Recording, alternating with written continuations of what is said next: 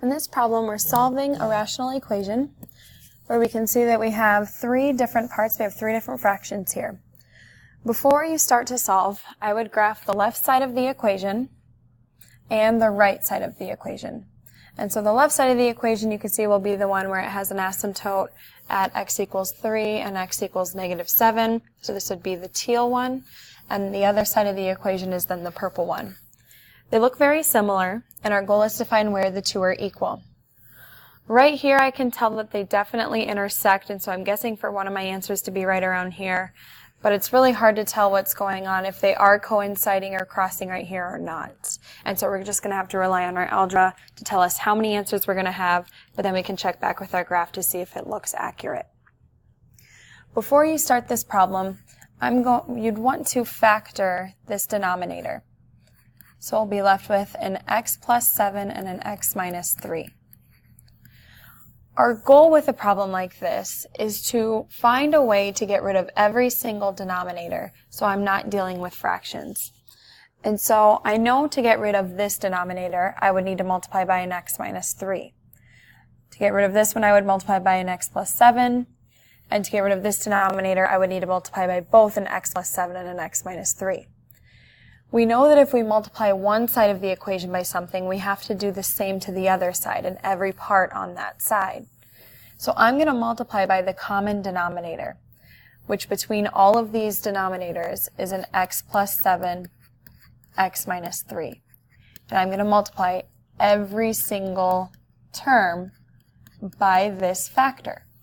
So in one step, I can get rid of every single denominator in my equation. And so here, I know my x minus 3's are going to cancel, and I'm left with an x times x plus 7. Minus, here, my x plus 7's will cancel, and I'm left with a 9 times x minus 3. And what's really nice about this side of the equation is everything in the denominator will cancel, and all I'm left with is just the 30. From here, we're going to distribute. We'll get an x squared plus 7x minus 9x. And be careful here, negative times a negative is a positive 27. This all equals 30. And what I'm left with looks like a quadratic equation, so I'm going to get everything to one side, combine these like terms.